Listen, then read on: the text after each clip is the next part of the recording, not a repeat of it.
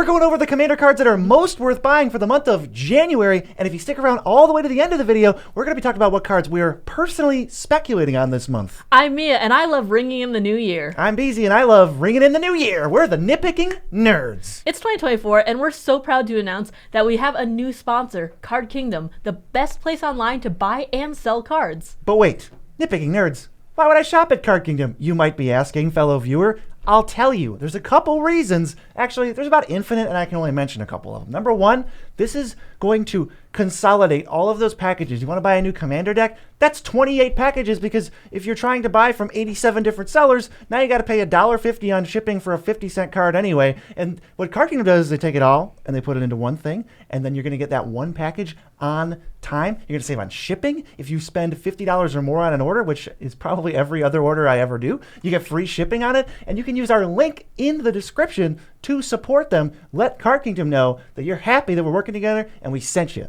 We're also sponsored by Dragon Shield, best sleeves in the multiverse. Good sleeves. If you want, you can use the code NERDS. Check out to save 5% of your real money tax dollars on your entire order. Guess what? Moxville.com, also a sponsor. They're in the middle of the video somewhere. You're not going to be able to guess where it is, but you might not have been able to guess that we're also sponsored by IntoTheAM, Nitpicking Nerds 2024, baby.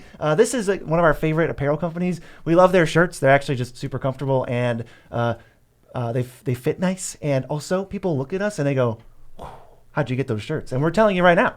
They're so vibrant, we are stopped on the streets quite often and asked where we got them. So if you want shirts just like ours, you can actually use the link also in the description and tell them that we also sent you there. You will get a 10% discount. Mia's not kidding. One time we were walking down the street and this woman was taking out her garbage and she just is like staring at us and we're like, what is going on? And she's like, nice shirt. And we're like, oh, these are that good. It's a brand new year. We've got the cards that are most worth buying for Commander. Plus, at the very end of the video, we're going to be talking about what we're personally specking on. We have a new little game that we're going to try out. But the first card that we think is most worth buying is Elishnorn Grand Cenobite, sitting at $16. It's 5 white for a 4/7 vigilance. Other creatures you control get +2/+2, and creatures your opponents control get -2/-2. So what we're talking about when we say most worth buying is that it's really worth $16 to go buy an Elishnorn and put it in one of your white decks, because it probably wants Elishnorn. This isn't go buy 58 Elishnorns and like control the market. This is like, dang, for what it does, this card is absolutely worth $16. I would pay more for it in a lot of scenarios. This isn't a spec list, that's for later. However, Elishnorn at 7 mana is still incredibly impactful every time I've seen her. I've seen players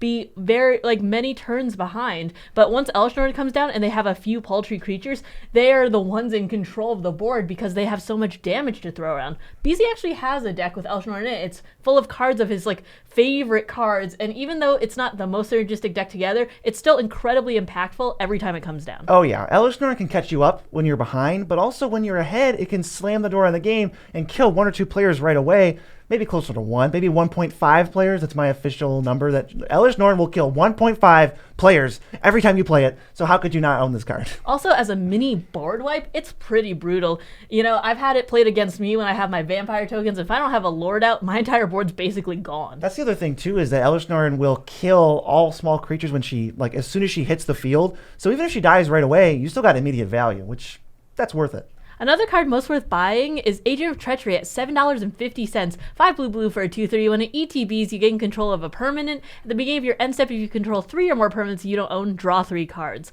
Now, this isn't always part of a steely deck in terms of a Zedru or whatever you might have, but it's such a brutal card. Taking control of any permanent, that includes people's lands too. Yeah, this is another 7 mana big effect that gives you immediate value, but the problem with Agent of Treachery is that where it is at home the most is in blink decks, where they play it, you steal the best threat on the board, which now means you have the best threat on the board. Dang, that's a threatening card, we should probably kill it.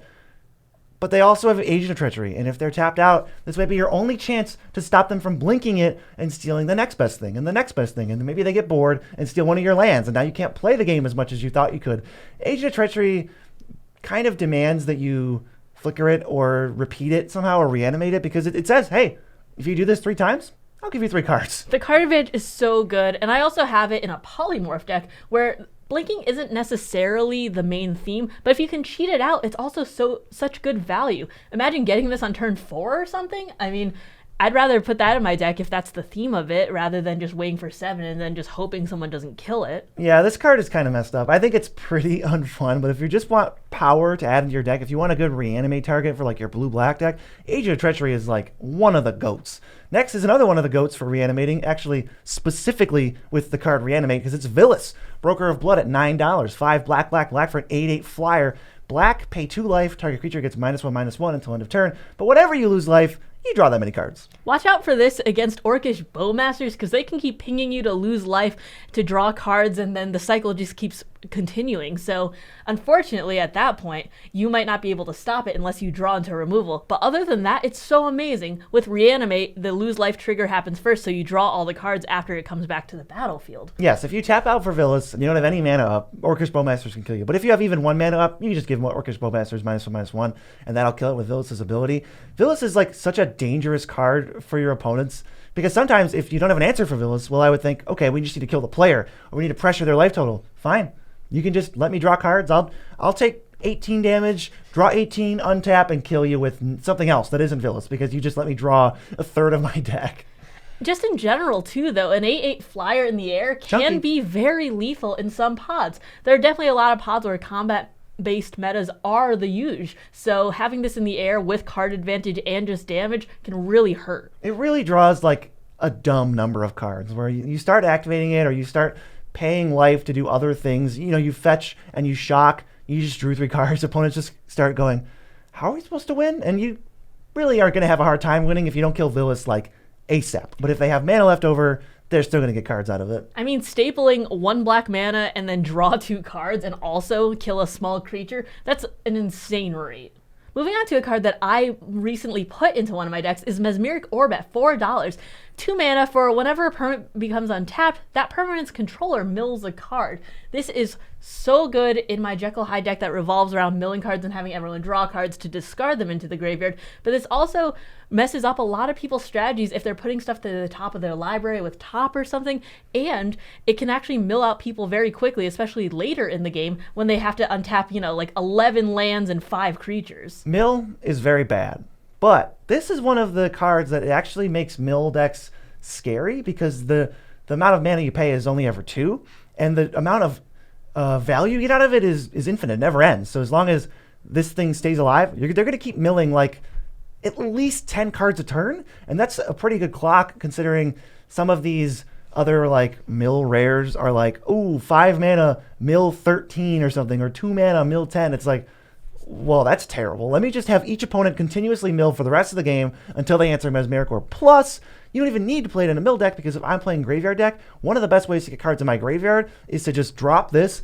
wait a turn, now I untap all my permanents, and I just keep filling my graveyard for free. I think it can get a little spicy in games too, because if you play this and someone else has a graveyard deck or just something that gets value from the graveyard or milling, someone else might try and kill the Mesmeric Orb, and then the person who's getting value might say like, no, this is helping me a lot more too. So you might be able to get it to survive a little bit longer than you'd think if it helps one person but really hurts 2 other people. Yeah, this used to be like a really expensive card, and Brothers War reprint just killed it. So I'm so glad that it's down to $4. So what a great pickup for this one. Now, what's the next one? The next one is Overwhelming Stampede at $3.50. 3 green for a sorcery. Until end of turn, creatures you control gain trample and +X/+X, where X is the greatest power among creatures you control.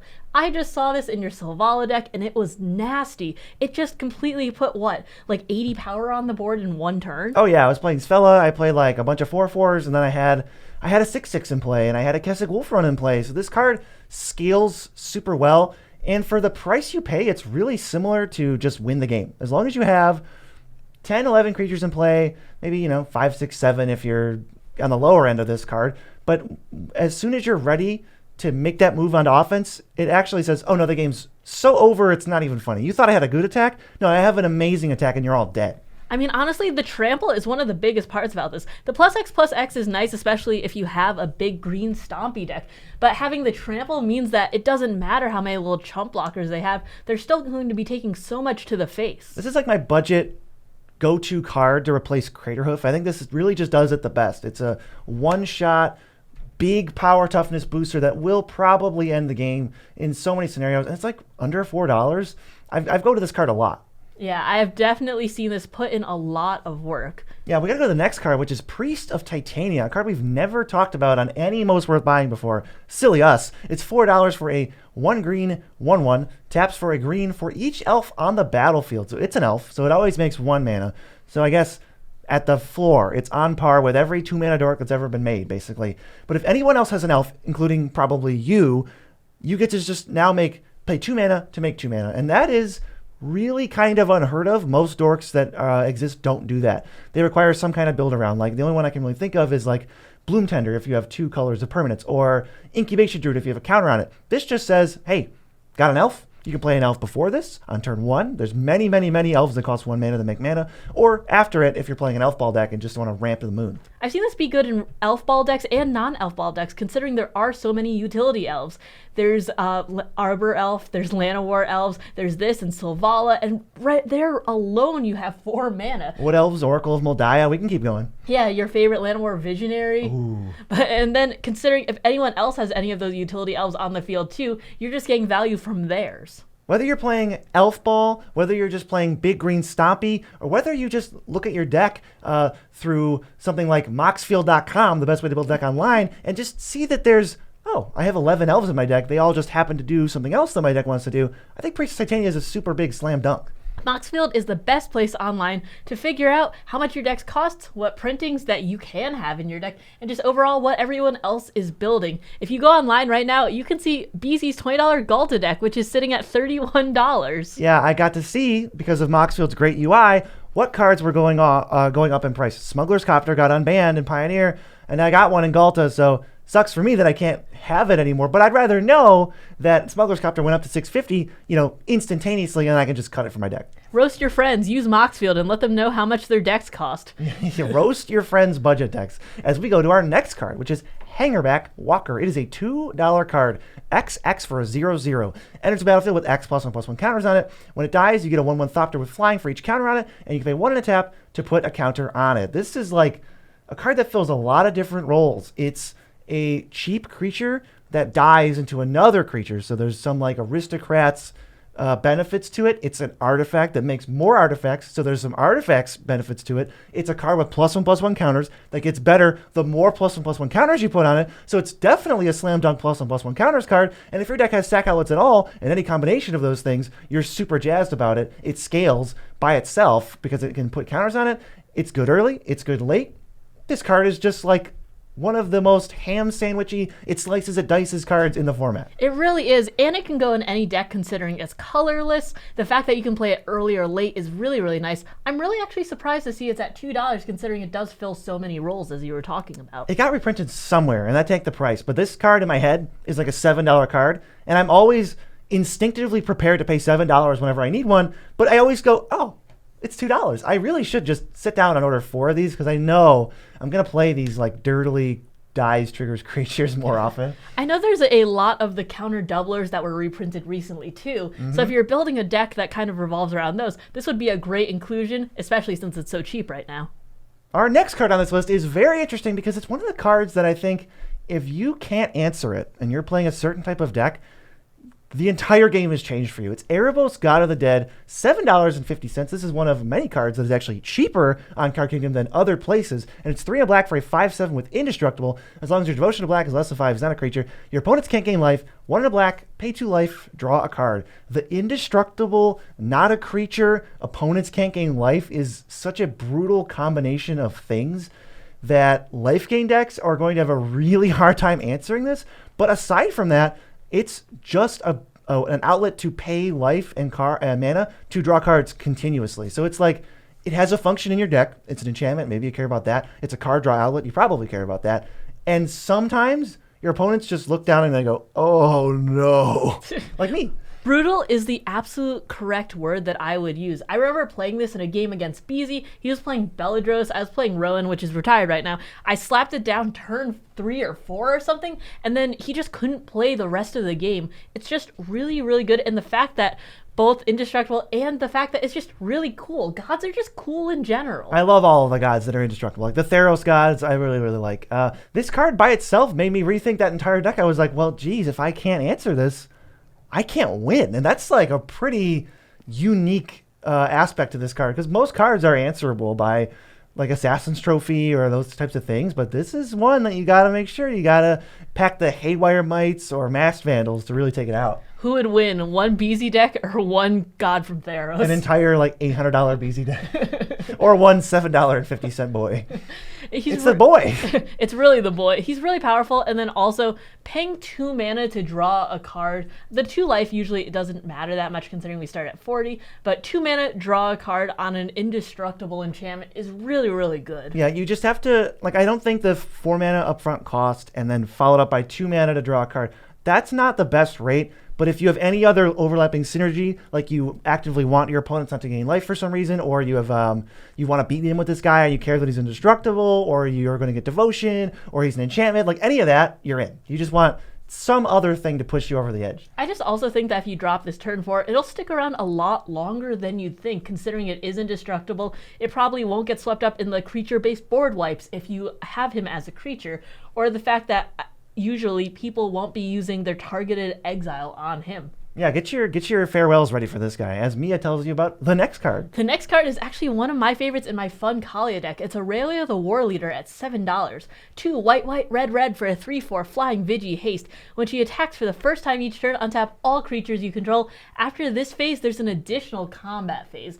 The combat metas love this, and I remember when this was really expensive. Yeah, extra combats don't come cheap. Whenever there's a cheap one, like with Karlach or something, it ends up spiking because people are like, wait, I want extra combats. And in Karlach's case, it was just like, wait, Karlach's really hot. I think that's actually what happened. Mommy.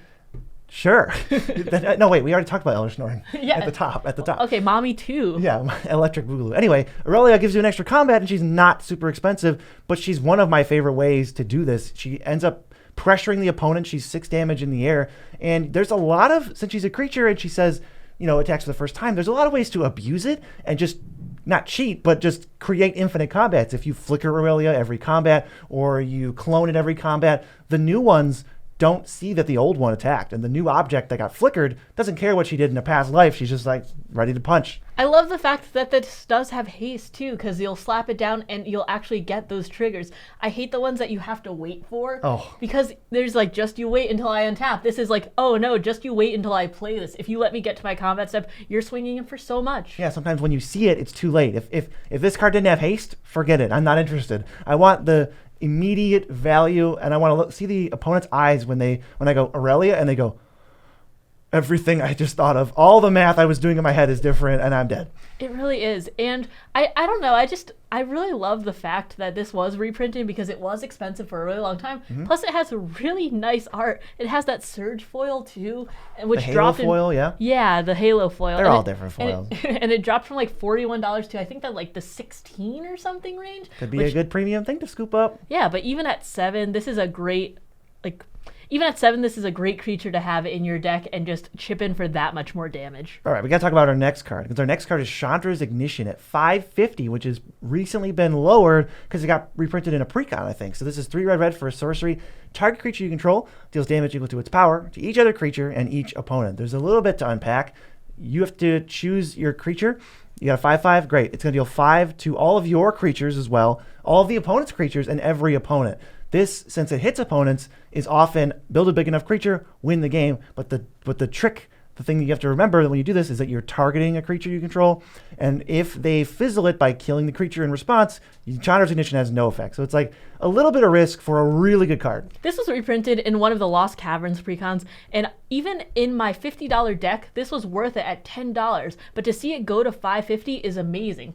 I have it in my Baloth deck, which makes him grow really, really powerful, and then sometimes it's hard to swing in for that last bit of combat damage, but being able to target him and just deal it to the entire board and also to opponents can swing in for what, like 15, 20 damage to each opponent sometimes if you let him get big enough. Right. It's not commander damage, just as a note. Some people think it is. It just doesn't count as that. But you just, with commanders that grow, like Baloth, or I'm just randomly thinking of something like Crash the Bloodbraided, this thing just gets, your commander gets so big and out of control that this card becomes 5 mana win the game, or 5 mana dominate the game, and it leaves the creature in play too. So if you have a 10/10 and you deal 10 to everything, well, now there's no blockers for your 10/10, so you can maybe KO somebody who survived. I mean, that's the part that I like the most, considering Fling and, Kazul's Fury makes you sacrifice those creatures, and then those are just kind of like the eject button in those decks. But this, it's like, oh no, I'm just going to kill the entire board and then swing in for the commander damage or whatever big creature that you have. I had to laugh because I've never thought of using Fling like an ejector seat. Is that like they're in a helicopter and they press the ejector seat and it's over for them? I mean, I've used it in a way where it was like someone's tried to swing in for lethal damage on me and only me, but they only had like 15 life left, and Baloth was like a 15-15. Oh, no, I'm here for the analogy. I like it. So I'm just like, okay, get in there, buddy, and he ejected it into the opponent and died. I want a secret lair altar of like Baloth pressing a red button and ejecting from his seat. So we do have a special little segment here. After the initial list, this is our little speculation game that we're going to be playing for this year, for 2024. Every month for these most worth buying videos, we're going to pick a card that we think will go up in price, and we're going to each buy 5 copies. And then the next month, in the next video, we're going to see whose card went up or down the most and who won or lost. And then we're going to do a big finale video at the end of the year. So for this game, for this month's game, I chose Master of Dark Rites. This is the vampire creature that sacrifices a dude to make 3 mana, but you can only use it on those 3 creature types. It's $2.50 right now on Card Kingdom, and I'm in for it because I know as soon as they do vampires again, as soon as they print some other vampire dumbness, or they reprint Edgar Markov even, which I'm expecting this year, I'm thinking people are going to look back at these precons, which you can't really open this card a ton of ways, and go, oh, that's really good. It's a really strong card. I actually just bought it for my Edgar deck. I think this is a really good place to buy it, considering $250 is just, I think that's like a pretty moderate number, especially since vampires are one of the most well-loved creature types in like Magic in general. But it also gives you demons too. Like it covers a lot of bases. What was your spec? My spec for this month is Bessie, the Doctor's Roadster, at 50 cents, 2 mana for a hasty 3/4, and has Crew 2, and when it attacks, another target legendary creature can't be blocked this turn. I think this is a really cheap price to get it at, and it's going to be really great for those absolute Voltron decks, or those decks where you're just swinging in with like your Galtas and that sort of thing. Plus, I think Doctor Who is one of those sets where people kind of knew it existed, but they didn't really absorb all of the cards in it, minus a few like niche ones here and there. So I think it's going to be getting a new, like it's going to be looked at in a new light soon. I think this is one of the cards that's going to rise to the top. Yeah, and if your commander's huge or unstoppable, or something like Joda, where this is a legendary creature that can pump your team, definitely a card to consider. And if you want to consider more cards that you think are most worth buying, or that we think are most worth buying, there's a video from last month. Last month totally existed and happened. You should definitely check out this video right now.